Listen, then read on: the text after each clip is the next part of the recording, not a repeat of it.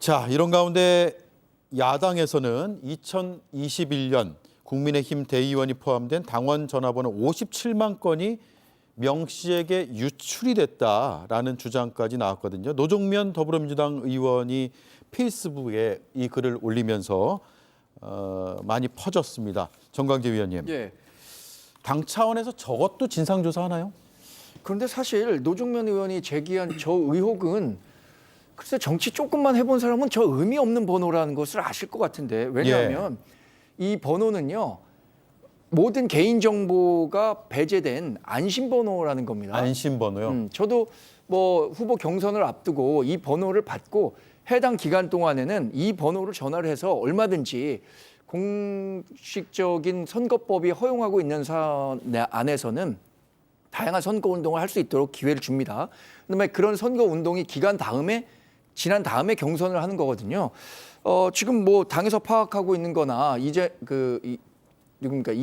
이준석 전 개혁신당 대표도 당시에 당 대표였잖아요. 예. 해당 번호는 안심 번호였고 모든 후보에게 제공됐기 때문에 법률상 어떤 제도적인 문제가 없다라고. 실제 전화번호가 아니라 안심번호로 실제 번호가 가려져 있으니까 그렇죠. 문제 없다. 이게 저 같은 경우는 뭐 00700 그다음에 특정 번호가 나오는데 이것은 모든 경선 후보에게 동일하게 제공되고요.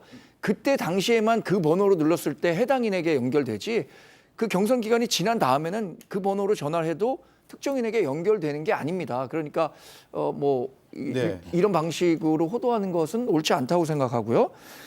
이것과 관련해서는 뭐 전반적으로 이준석 전 개혁신당 대표가 객관적인 사실을 얘기했다고 봅니다. 전혀 네. 문제가 없는데 다만 이것이 공식적인 선거운동 범위 내에서 활용이 돼야 되는데 그게 아니라면 문제가 될 수도 있기 때문에 그런 부분들에 대한 조사가 필요하다는 입장을 서범수 사무총장이 제기한 걸로 알고 있습니다. 안심번호면 문제 없다.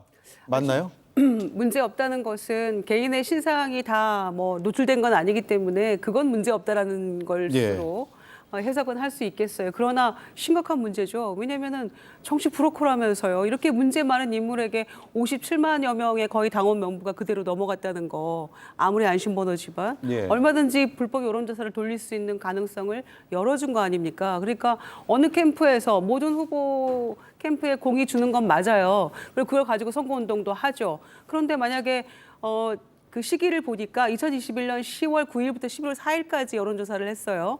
그런데 후보 결정이 언제 됩니까? 11월 5일 날 돼요. 네. 그런데 이 시기에 여론조사를 돌렸는데 어느 후보가 의뢰한 여론조사가 아니고 이 미래학 연구소라는 데서 자체 조사를 했다는 거 아닙니까?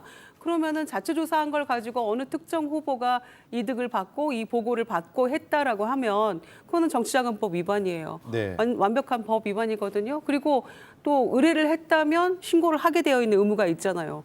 그랬는데 그것도 지금 흔적이 없고 그래서 뭔가 소위 윤석열 후보 측에서 만약에 이게 노출이 됐다면 대세론이라는 것이 후보 결정 하는데 어떤 영향을 미쳤다면 이것도 심각한 문제거든요. 네. 그러니까 본인들은 브로커라고 계속 이 명태균 씨에 대해서 폄하하면서 이런 57만 명 당원 명부가 나간 거는 뭐 이거는 무슨 크게 문제가 있겠어? 조사해 보면 되지.